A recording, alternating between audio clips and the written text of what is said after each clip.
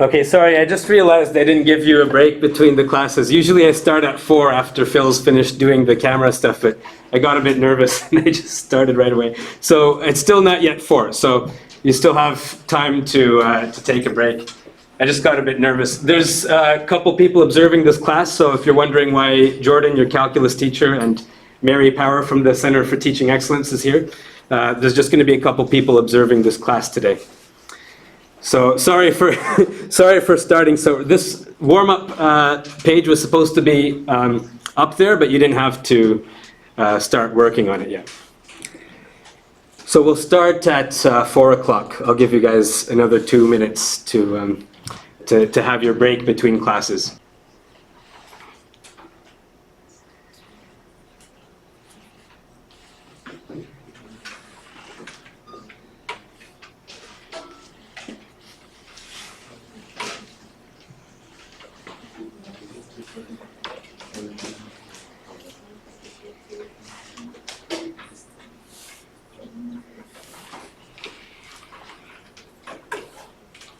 Still about 1 minute to 4, so I'll give you a bit more of a break.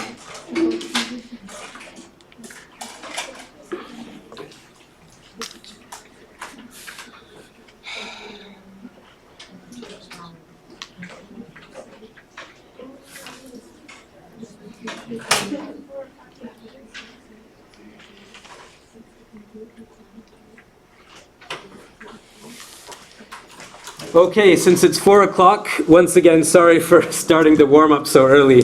Usually I'm not supposed to start that until 4, but everyone's had a chance to look at this warm-up problem. Does anyone think that they've made some progress on it? Very good. Okay, I'll cover this in a minute. I'm just going to first start with the objectives for today's lesson. I'm going to first talk about the results from Monday's survey, the survey from 2 days ago. Thank you all for filling it out. And then we're going to go over this number theory proof, which was the warm-up slide. And then we're going to do another warm-up, which is a GCD proof. And then I'm going to try to give you some motivation for the next chapter. And that motivation should hopefully lead into a very fun modular arithmetic proof. A proof that I think is very fun, at least in my opinion, it's really fun. Okay? So with that, I'll start with the results from the survey. There's 2 questions from the survey that I was particularly concerned about. I really wanted your feedback on this. One was the playing music before classes, because that's something I used to do when I was teaching at Oxford, but it's been a long time since I've been in Waterloo, and this is maybe a bit unconventional to be playing music at the beginning of class. I do that to stimulate everyone after a tiring day of lots of classes. Then I was hoping it might stimulate people, and it turned out 98% of the people say that they want me to continue playing the music. So I said, would you prefer I don't play any music at all? 79 people said false. 2 people said true, but one of those people, actually in question 4, recommended a bunch of songs that they want me to play at the beginning of classes. So they might have just got the true or false wrong. So it turns out 98% of the class, at least, does want me to continue playing music. So I can continue doing that. Thank you very much for the feedback. The other thing I'm often worried about is that my voice is too loud, because I'm used to giving talks at research conferences in rooms much bigger than this. And I was very worried about my volume being too loud. So I asked to give me a 1 if I'm too loud and a 10 if I'm at perfect volume. So about 92% of the people said that I was either at perfect volume or 9 out of 10. But of course, there are some people that find me too loud, which was what I was worried about. And so what I can do about that, I could try to speak a little bit less loud. There's also 58 and 16 people giving me 10 out of 10, 9 out of 10 there. So if you do think I'm too loud, another option could be to sit maybe 1 or 2 rows further back, because this is a minority here. Okay, so, but thank you very much for filling in these 11 questions I gave, and I will take a look at everything you wrote. Okay, I want to take it all into account for my future lectures. Okay, now for the warm-up question.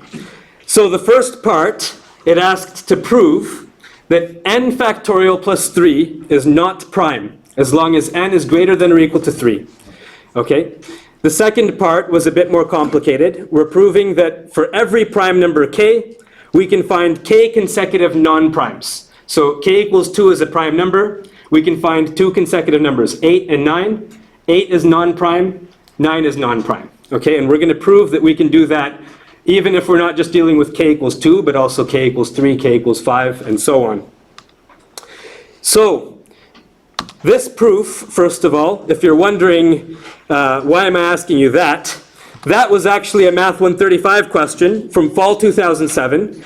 And this was question 8A and B. You can see it's the same question. I just blew it up a little bit because I worry some people might not be able to read it in this font. But that was a question from 2007, from the 2007 version of Math 135. So it was there to give you some practice for the exams. So those of you that made some progress on this proof, prove that n factorial plus 3 is not prime. How many people made some progress? Okay. So does someone want to say what they did? Paige? Well, we know that n is bigger than 3, so we can write n factorial 1 times 2 times 3 times every other integer until n. And then since 3 is included in that, we know that 3 divides n factorial, and 3 also divides 3. So by DIC, we can conclude that 3 divides n factorial plus 3. Very good. That's exactly what I have on my next slide. I'm just going to go through it for the rest of the class in case that was too fast for anyone.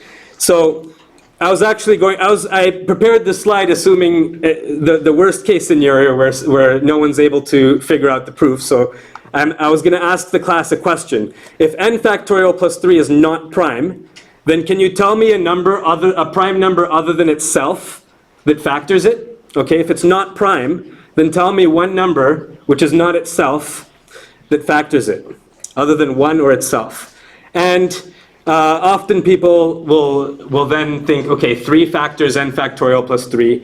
But I also know, how many people didn't think of that? There's probably some people, yeah. So I didn't think of that right away, and I actually went through a more systematic procedure to try to prove this.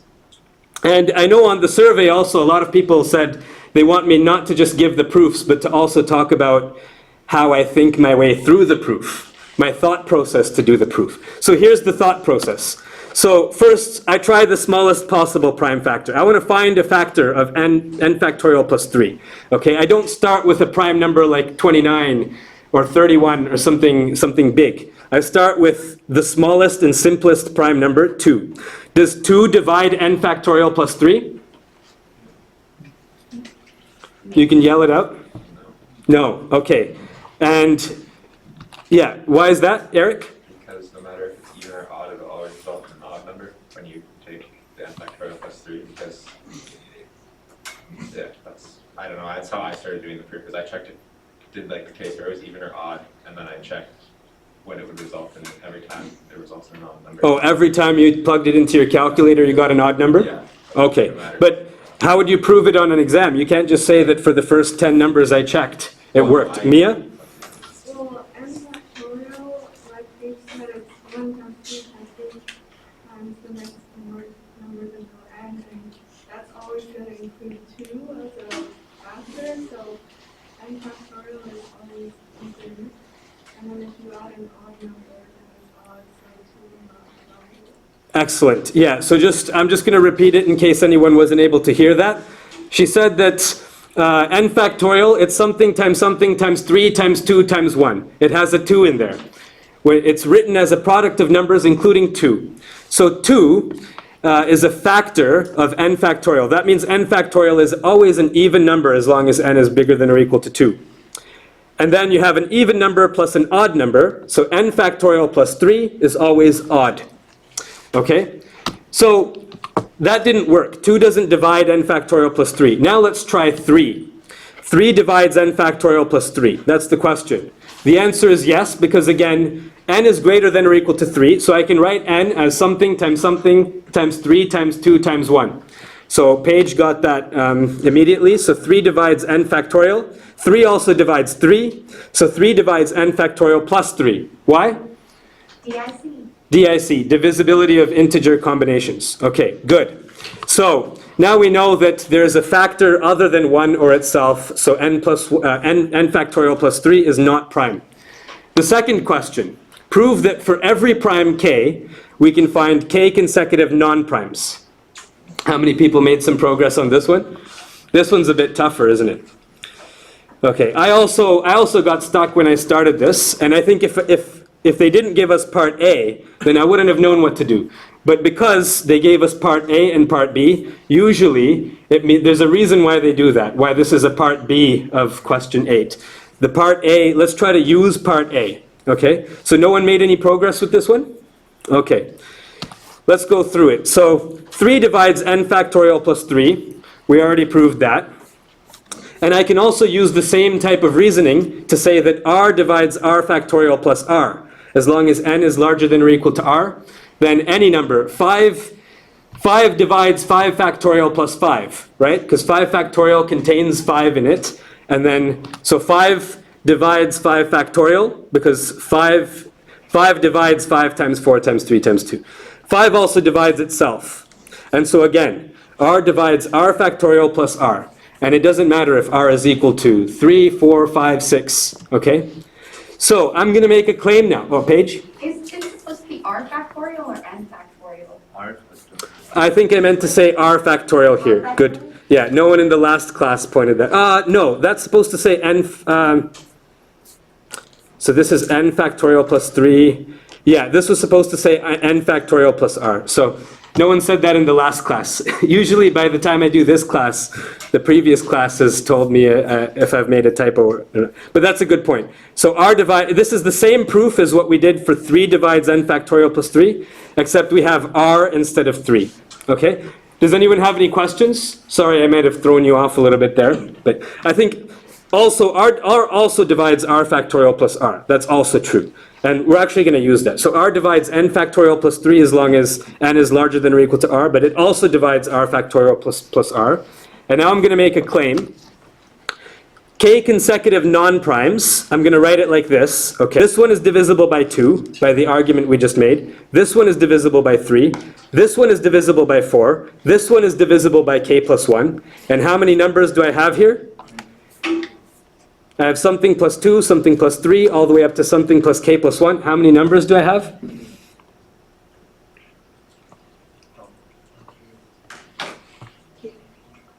Pardon me? K. Yeah, there's k of them. Because I have something plus 2, something plus 3, something plus 4, all the way up to something plus k plus 1. So there's k numbers there. And these are all consecutive numbers. And they're all not prime. This one's divisible by 2, this one's divisible by 3, and so on. Okay? We can also test this. Okay, for k equals 2, we plug numbers into this formula. So we have 3 factorial plus 2 and 3 factorial plus 3. 3 factorial is 6, so we have 6 plus 2, that's 8. 6 plus 3, that's 9. So we have 8 and 9. Those are 2 non-prime numbers which are consecutive. Then we have k equals 3. Consecutive non-primes, they're going to be 3 plus 1 factorial plus 2, 3 plus 1 factorial plus 3, 3 plus 1 factorial plus 4. So we have 4 factorial, that's 24. 24 plus 2, 24 plus 3, 24 plus 4. Okay? K equals 5. We can try this one too. K plus 1 is 6. 6 factorial plus 2, 6 factorial plus 3, 6 factorial plus 6. What's 6 factorial? 720. 720, good. So we have 720 plus 2, 720 plus 3, 720 plus 4. And these ones are even numbers. So 722, 724, 726, those are all even numbers. So those are not prime. And 725 ends in a 5, so that's divisible by 5. That's also not prime. And 723, that equals 3 times 241. You could have also discovered that by adding up the digits and seeing if it divides, if 3 divides it. So here we have 5 consecutive non-prime numbers, okay? And this formula, that formula works. It's just a warm-up, so this is a proof outline.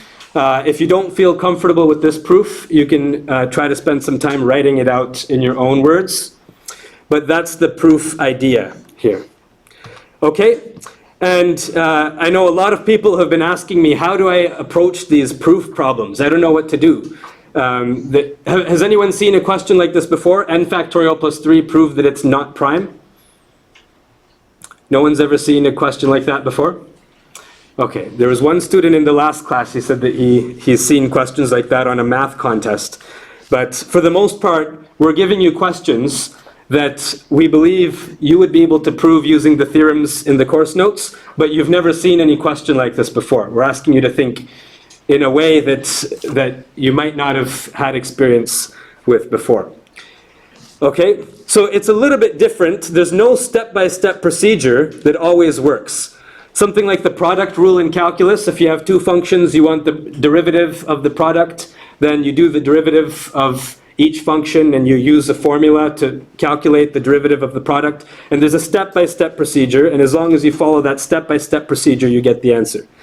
For proofs in number theory, it doesn't quite work that way. The proof for n factorial plus 3, we did it in a certain way. For a different proof, to prove that something else is not prime, then you might have to prove it by contradiction or by induction. There's no step-by-step procedure. And I really love this quote, because when we're talking about the fact that there's no step-by-step procedure, I love this quote, okay? O king, for traveling over the country there are royal roads and roads for common citizens, but in geometry there is one road for all. This was told to Alexander the Great. He was told this when he asked Menaechmus for a shortcut to learning geometry 2,350 years ago. Okay, so kings, they don't have to wait in line to use the bathroom, right? They don't have to wait in traffic on the 401. They can just take their private jet, right? So they have shortcuts to a lot of things, but if they want to learn geometry, there's no shortcut. Okay, so there's no shortcut here. If you practice proofs, you will get better. So the more you practice, the more you've seen some of these proof strategies, the more familiar you will be with questions we'll give you on the exam. Okay, so with that, I will put one more warm-up question up. This is a question from the Fall 2000 final for Math 135, and it's probably too small for you to see here, so I've blown it up a little bit, okay? But you can find this question on the Math Soc exam bank, Fall 2000, Math 135 final. So, prove that if GCD of A and B equals 1, then GCD of A plus B and AB equals 1. Okay? Did I present this at the end of last class? This question? Okay. So, this question, you don't need a lot of time to start it because, well, okay, how many people think they know how to start this proof? Philip? Bézou's lemma. Yeah. Bézou's identity, or Bézou's lemma, as it's sometimes called.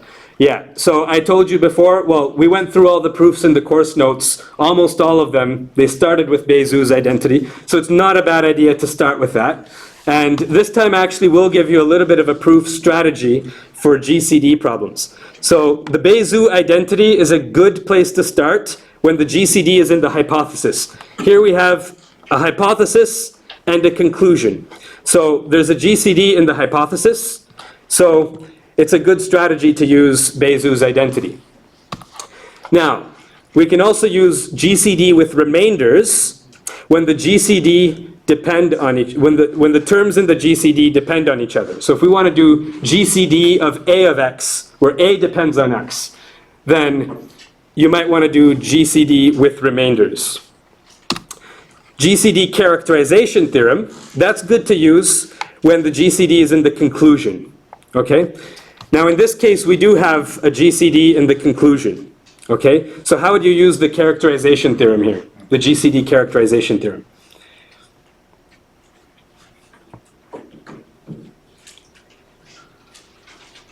Philip?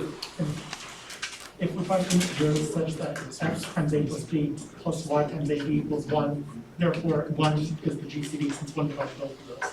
Exactly, yeah. So if you remember the GCD characterization theorem, it tells us if we have the GCD equals D, we have to check if D divides A plus B, and D divides AB, and D is greater than or equal to 0. D is greater than or equal to 0, and we have to check that A plus B times an integer plus AB times another integer equals the GCD. And that's the GCD characterization theorem. So if you want to prove that the GCD equals something, you use the GCD characterization theorem. That's precisely what it's for. It's called the GCD characterization theorem. But in this case, because we have that the GCD equals 1, we basically end up with what Philip just said, which was Bézout's identity. We just ended up with Bézout's identity. We just ended up with a plus b times x plus ab times y equals 1. So that's also good, that's reassuring to know that this strategy is a good one. The third step in this strategy is to use Bézout's identity, which that's why Bézout's identity was the first thing we recommended. Some of the other things even reduced to Bézout's identity in special cases.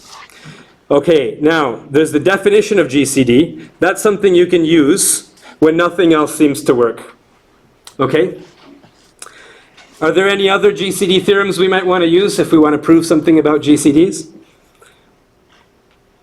I mean, Yeah? there would be more specific cases, right? Like instead of GCD-CT, when you see that there's one, you might as well think of the co-primeness characterization theorem. Okay, so co-primeness characterization theorem is to... A more specific case of the GCD-CT, which is the co-primeness. yeah, so within GCD-CT, there's more specific cases within there. But all of those cases can be generalized under one umbrella. Or I think there's another one. Yeah, there is one more. CCD-GCD. Pardon me? CCD-GCD, the common divisor divides. CDD-GCD, common divisor divides greatest common divisor. Yeah, in this case, we don't want to prove anything about the common divisors themselves. We just want to prove that a certain GCD I thought you asked equals another one. Is there any other strategy? Yeah, but there is one more. There is one more GCD theorem. GCD-PF. You remember what that stands for? GCD prime factorization. So that's a theorem in the course notes. And when would you use that? If this is what you use when nothing else seems to work, when would you use GCD-PF? Okay, my advice is to use that. Well, GCD-PF, that's good when you're desperate. Okay, when nothing else works and you're desperate, you have 10 minutes left in the exam, GCD prime factorization might work when nothing else works. Okay, but I would not recommend to use this first. I would recommend to use this strategy. The reason is GCD-PF, you have to find a prime factorization. Even writing that out will take some time. You have to do P1 to the power A1 times P2 to the power A2 times all the way up to Pn to the power An, and then you're doing that for each number in the GCD proof, and it can take a long time. Okay, so it's good to know, but if you follow this procedure for most GCD proofs, you might get the proof quicker.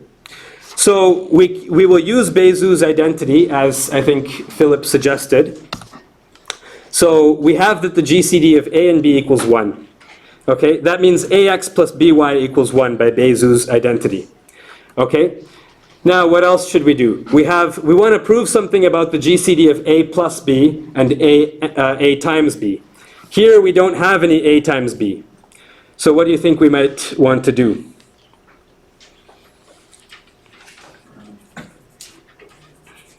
Grayson? We're going to add and subtract some term containing A times B times something else. Okay, that's one thing we could do.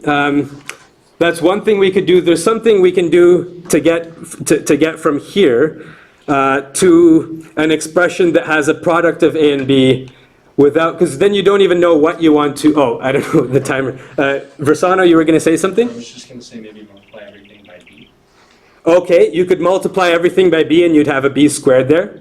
And since we're talking about multiplying, so if you multiply everything by b, you'll get a b on this side. How can we multiply this in such a way that we'll still have a 1? But we want to multiply by something such that we'll still have a 1 there. Versano? d over b then?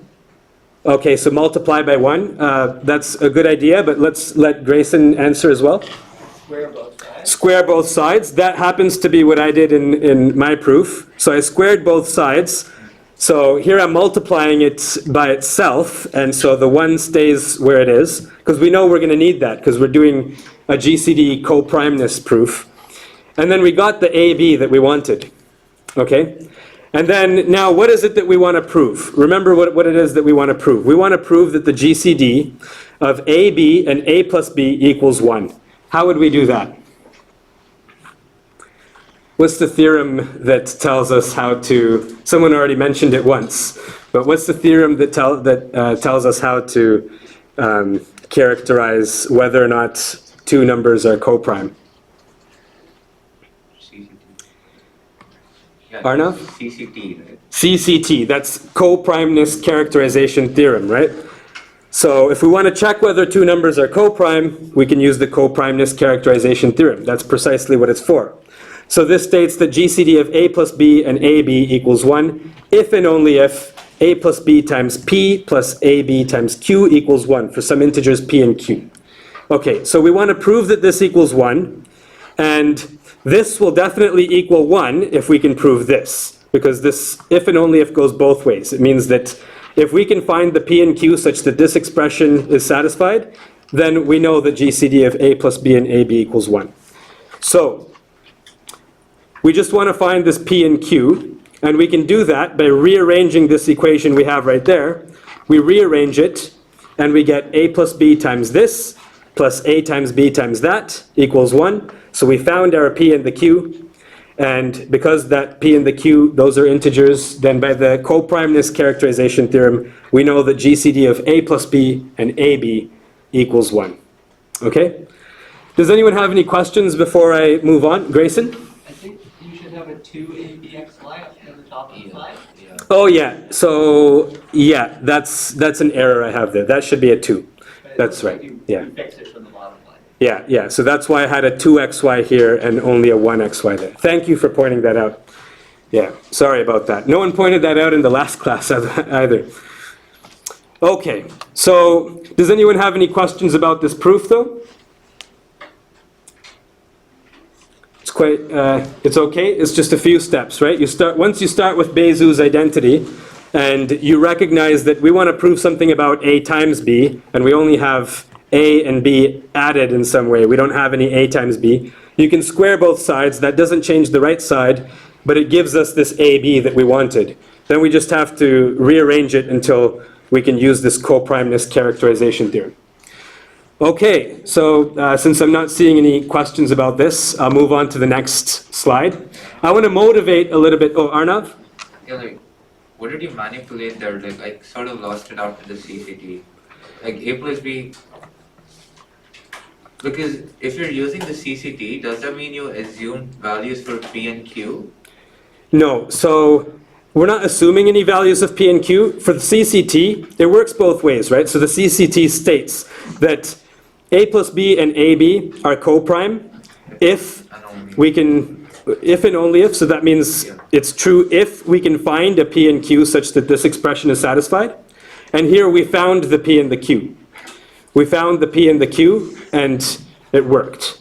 There's some algebra, there's some steps you might want to take to finish this, but it's only meant to be a warm-up. I'm giving you the proof outline, and the remainder of it, if you want to double-check all the arithmetic, that's something you can do afterwards if you want.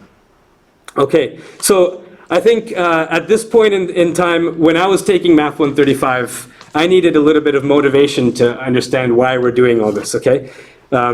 We have proven in this class, we proved that the GCD of 22a plus 7 and 3a plus 1 is 1, okay?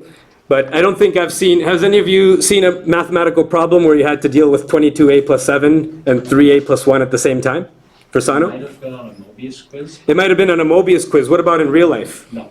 No, okay. And in GCD, so we just proved just now that GCD of A and B equals 1 implies that GCD of AB and A plus B equals 1. And we asked you on the assignment to prove that GCD of A and B equals 1 implies that GCD of AN plus U and BN plus V equals 1. We also asked you on a midterm to prove that if A divides 2B plus C, then A doesn't divide B minus 2D, or A does divide C plus 4D. Okay? So there's some complicated expressions involving divisibility and GCDs, and we're asking you to prove them But you might wonder, like I did when I was a Math 135 student, why do we need to know that the GCD of this complicated expression and this other complicated expression is 1 or 2 or whatever it is? Okay, and I think at the same time as taking this class, you're taking calculus. And in calculus, the motivation is quite clear. For example, optimize the profit based on the revenue function and the cost function. Okay, how many items do I have to sell? If I have to produce too many of these items, then the cost might be too much. But if I don't sell enough of them, I'm not making enough money back. So optimizing profit, rate of change. Okay, acceleration is the derivative of velocity, right? So how much deceleration does the self-driving car need to stop before the stop sign? Rate of change of COVID growth. Okay, in February 2020, there was 1 case, then there was 2 cases, then there was 4 cases, then there was 8 cases, then 400 cases. And I might want to know, how quickly is it changing? Is it growing exponentially or quadratically? I might want to predict how many cases are there going to be in December. If I want to see my grandmother for Christmas, then should I buy the flight now? Or should I not buy the flight because there's going to be 2 million cases per day in that town?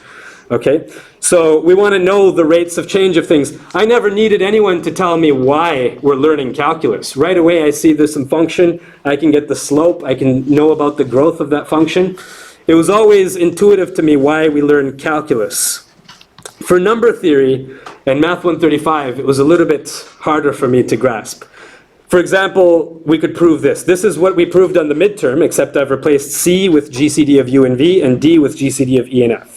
So we have that A divides 2B plus the GCD of U and V. That implies that A doesn't divide B minus 2 GCD of E and F, or A divides GCD of U and V plus 4 times the GCD of E and F.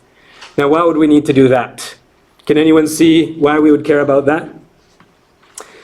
Probably not, but there is actually some good reason for this, which I'm going to get to in a second. I'm also just going to motivate this with one more slide. I'm just going to say that when I was an undergrad here at Waterloo, a friend of mine was doing a research project with a professor here in number theory. And the project was about checking to see whether or not any odd triperfect numbers exist, or finding odd triperfect numbers. So a triperfect number is a number where the sum of all divisors of n is 3n. And apparently, no one's ever found any odd numbers that satisfy this property. Okay? If I look up triperfect numbers, I find that no one's ever found an odd triperfect number before. But if it does exist, it's larger than 10 to the power 70. Okay, and my friend that was doing his undergrad research project, he was using a $200,000 supercomputer, searching through all sorts of numbers, searching through every number up to 10 to the 50 or something like that. And he didn't find any odd triperfect numbers. And I guess a little bit later than that, it's now been increased in this publication to 10 to the 70. Okay, and I wondered, he was getting paid to look for odd triperfect numbers, something I'd never heard of. And in my physics friends, they were studying black holes and stuff. Okay, and I also had friends in chemistry. Linda Nazar, she's in University of Waterloo. She got the Order of Canada for her research in lithium-ion batteries. Okay, so our phones are using batteries that can last longer than what they did 25 years ago when they're using alkaline batteries. So I always wondered what the purpose of this was. And it turns out, we can also ask, why does n factorial plus 3, why does it matter whether it's prime or not? Okay, it's just a number. Why does it matter if it's prime or not? And whether or not numbers with certain properties exist, that actually happens to be at the heart of cryptography. Okay? So for example, if I have a picture of myself that I don't want any of you to see, or if I'm sending a private message to a family member, okay, and it has some private information about financial information or something that I don't want others to see, I can encode it with secret code such that you would have to solve a puzzle to read the message. And that puzzle can be so difficult that it's not one of those puzzles that you can do by hand, but you need to do calculations. In order to solve that puzzle, you need to do calculations that require computers to do really big arithmetic. Okay? And furthermore, my computers might have the puzzle pieces and yours don't. So I know that some certain numbers with certain properties exist, and I have those numbers on my computers and on my family computers. They're secret keys. And your computer doesn't have those numbers, and you don't even know whether or not those numbers exist. Okay? So chapter 9 will be all about RSA cryptography, a particular type of cryptography named after Rivest, Shamir, and Edelman. Okay?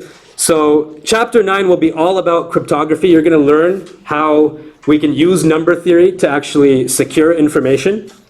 But we have to teach you chapter 8 first, because this RSA cryptography scheme, it's going to rely on all of the GCD theorems that we've been using so far, plus Fermat's little theorem, Chinese remainder theorem, and a few more. Okay, so that's coming up next. And I just wanted to show, this is, if you visit any website in a browser, okay, how many people have seen this lock, this security? You've seen that before? Okay, if I click on that, it says connection is secure. I can click and find out more. It says certificate is valid. And it says right here, I'm sorry, some people might not be able to see this. I tried to see if I could make this bigger. But, so right here it says SHA 256 RSA. That's using the RSA algorithm, which we're going to be teaching you a week from now. And there's also some other numbers here, ECC, that's elliptic curve. There's other things here like the domain name server, certificate policy. You remember we taught you about certificate of correctness? What's certificate of correctness? Versano? It was Bezout's lemma such that there exists integers s and t when multiplied and then added to your original GCD, they equal the greatest common divisor. Yeah, and what in that case with the S and T, what AS plus BT is equal to D, and D is the greatest common divisor of A and B. Okay, in that case, the S and the T, that's your certificate of correctness. Okay, and then there's other things here like digital signatures and things like that. So that understanding how the security works, even on our own browsers, that's going to be something that I hope by next week you're all going to be able to understand. Okay, also if you're more interested in cryptography, there's CO courses, the CO 485, for example, Mathematics of Cryptography offered here. This requires a bunch of PMath courses. And all of those PMath courses require Math 235. Math 235 requires Math 136. And can you guess what 136 requires? 135, okay? Alternatively, there's an applied cryptography course, 487, and that requires Math 135 and Stat 230. So again, you need to know Math 135. I think I put here, if you're interested in this stuff, this is on the UW course calendar. You can find applied cryptography, that's a course, and it says prerequisite Math 135. Okay, now there's an even, I wanted to pay homage to a University of Waterloo professor. You can see he lived in Kitchener, Ontario until his death. And he was in the combinatorics and optimization department, Bill Tutt. During Second World War, he made brilliant and fundamental advances in cryptoanalysis of the Lorenz cipher, a major Nazi German cipher system which was used for top secret communications. So to be able to break codes, to learn what the enemies were thinking or what they were communicating to each other, he used mathematics, basically. He used number theory to help understand how that crypto system worked.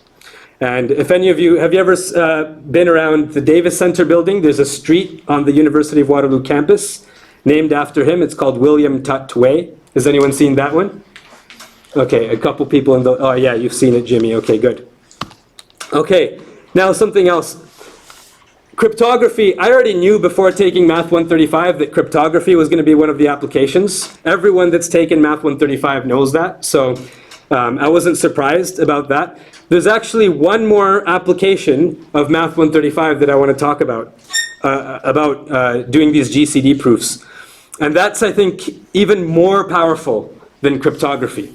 And that's the way your computer calculates things very quickly, okay? How it does fast computations, okay? And the course notes don't talk about this. I only learned this once I took CS 487, Introduction to Symbolic Computation. So all these GCD theorems, they all have analogs. We're teaching them for integers.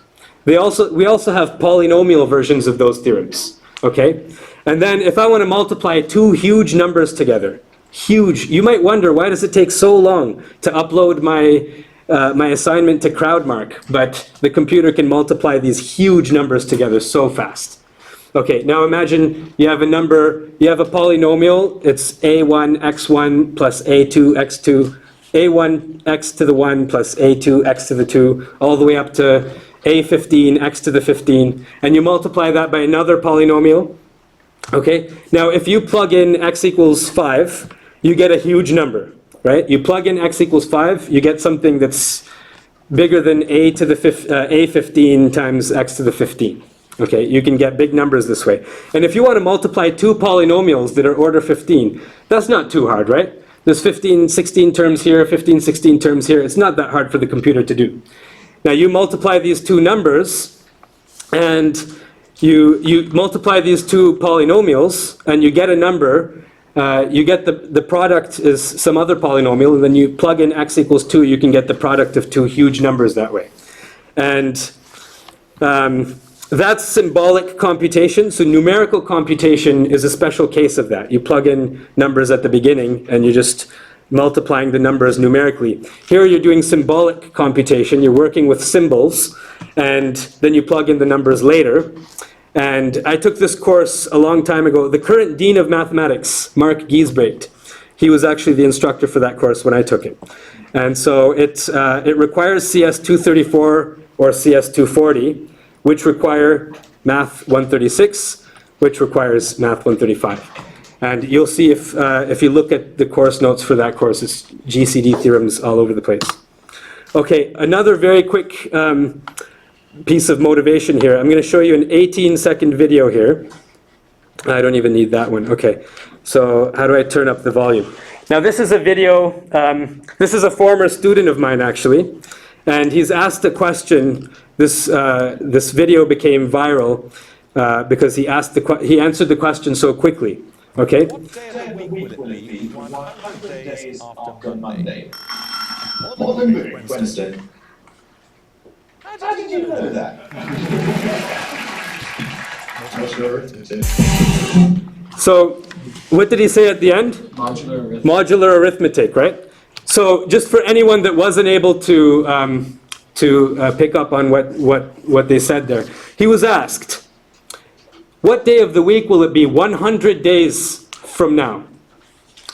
What day will it be 100 days from now? And he said right away, he said it's going to be Wednesday. And then he was asked, how did you know that? And he said, modular arithmetic.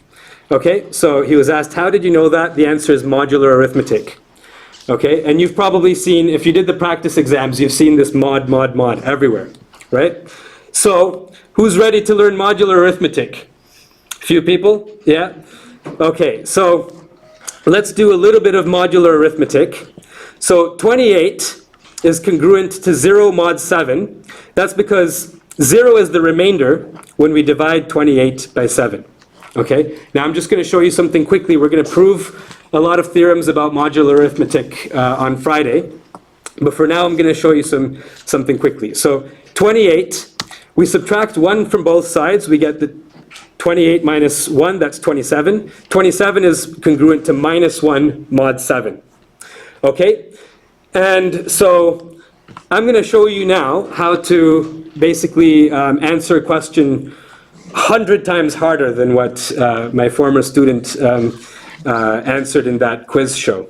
Okay? Instead of asking you what day of the week will it be 100 days from now, what if I asked you what day of the week will it be 3 to the power 47 days from now? Okay? We can actually do this in just a couple steps without a calculator. Okay? 47, that's a prime number, so we're going to split it up. 45, that's also a number we can split up. We can split that up into 3 times 15. Okay, so we have now 3 squared times 3 cubed to the power 15 mod 7. Now, we already proved that 27 is minus 1 mod 7, right? So we also know 9. What's 9 mod 7? 2, okay. So we have 2 times negative 1 to the power 15. What's negative 1 to the power 15? Negative 1, excellent. So we have negative 1 times 2, that's minus 2, mod 7. Okay, and then just to rearrange it, to write it like we did at the beginning, we add 2 to both sides, we get 3 to the power 47 plus 2 is congruent to 0 mod 7. That means 7 divides 3 to the power 47 plus 2. You can also check in Wolfram Alpha, you check that this is an integer. That's an integer, that means that when you take this, you divide it by 7, you get an integer, so it's divisible by 7. Okay, so we were able to do this in just a few steps, and no one needed a calculator, right?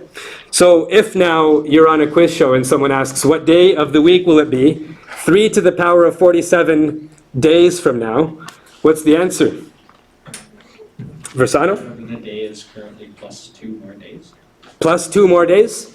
Okay, how many people think plus 2 more days? Okay, what do others think if you don't think it's 2 more? Yeah, Philip? Whatever day of the week it was 2 days ago. 2 days ago. Okay, so how many people think it's today plus 2 more days? And how many people think it's today minus 2 more days? Okay, so I'll write this on the board to make it clearer. Okay, if I have 7 times 10, I get 70. If I do 7 times 4, I get 28. And now I have, if I add these two, I get 98. Can I put any more 7s into there? And can I put any more 7s into 100? No more left, right? And the remainder, so if I have 100 and I divide that by 7, that's equal to 7 times, in this case, 14, plus what? What's the remainder? 2. Positive 2, right? So in that case, we would have 100 is congruent to 2 mod 7. Okay, and so if it was Monday, then he said 2 days from now it's going to be Wednesday. In this case, we got that 3 to the power 47, that's congruent to negative 2 mod 7. So that's why we went 2 days back. So 3 to the power 47 days from now, it will be Monday. Does anyone have any questions about this? Was that explanation okay, Versano? Yeah, okay, good. Okay, now you can imagine if with this modular arithmetic mechanism that we're teaching you and the theorems that prove why this works, okay, you can imagine if it's that powerful for you to be able to do that just without a calculator, just with a little bit of mental arithmetic, you're able to calculate that. Imagine what the computers can do when we tell the computers about these theorems. Okay? So this, I think, is even more powerful, and this is actually the foundation towards how a lot of computers do calculations. Now, I do have one more problem on the in my slides. A bit of a more complicated problem, but this is a question from a previous exam on Math 135. So it's something that you should be able to do by the end of the course. And if you want to try it, you can try it in the class. And if you have any questions, you can ask me about it too. So I'm gonna maybe, you can try this in the last 2 or 3 minutes. We'll go over it in more detail on Friday. Okay, that was I wasn't actually intending for you to do that problem today. That was just something to look at before next class. Okay, did anyone have any questions today about any of the material today?